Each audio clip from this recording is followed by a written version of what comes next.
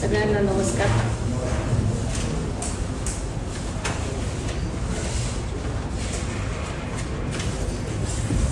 आज आपण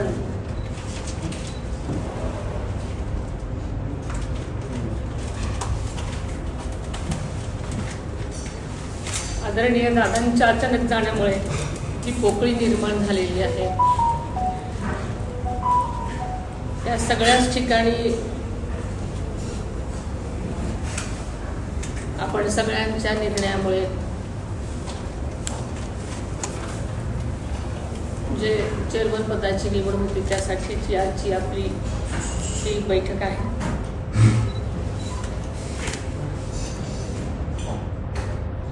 मी काही दिवसापूर्वीच स्वप्नीलला म्हणाले होते की स्वप्नील, तुम्ही मला माळेगावला कधीही बोलवलं नाही रे, मी येणार आहे तुमच्याकडे, पण अशा पद्धतीने मला इथे यावं लागेल असं स्वप्नातही वाटलं होतं।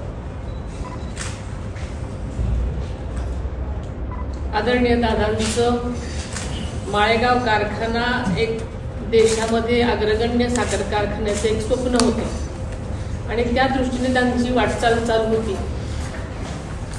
आपल्याला माहिती आहे की नीलकंठेश्वर पॅनलला जेव्हा सगळ्यांनी भरभरून मतदान दिलं,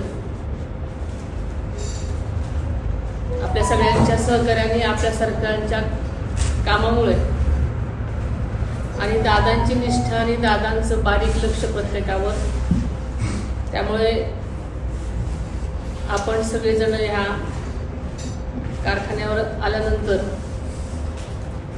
दादा उपमुख्यमंत्री असताना, एक अर्थमंत्री असताना सुद्धा या कारखान्याची जबाबदारी त्यांनी घेतली, आपण सगळ्यांनी त्यांना दिली। त्यामागचं एकच कारण होतं की हा अत्यंत चांगला, सगळीकडे वाखाणलेला कारखाना देशामध्ये त्यांना एक नंबरचा आणायचा होता। त्यामागे अनेक त्यांच्या गोष्टी होत्या। त्यांनी चेअरमन झाल्यानंतर सुद्धा अल्पावधीतच खूप काही गोष्टी कारखान्यासाठी केल्या आणि त्यांची स्वप्न खूप काही करण्याची होती।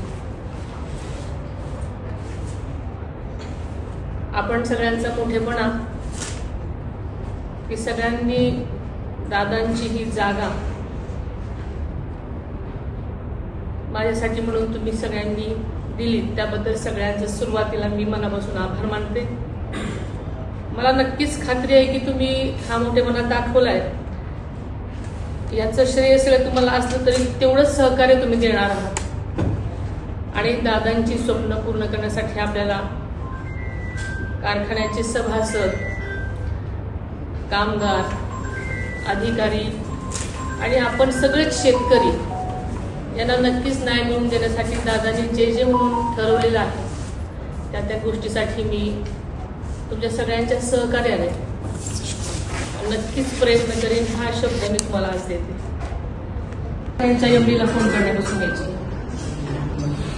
आपल्याला माहिती आहे की दौड शुगर असेल किंवा बाकीचे सगळे कारखाने असतील, त्या सगळ्या कारखान्यांचं अधूनमधून मी पण भेट द्यायची। त्याच्यामुळे अगदी सखोल माहिती नसली तरी मला त्याविषयीची तोंड ओळख चांगली आहे। अनेक गोष्टी दादांच्या बोलण्यातून रोज सकाळपासून आम्ही तेच ऐकायचो। त्यामुळे काम करताना अडचणी आलेल्या तुमच्या सहकार्याने नक्कीच आशा केली।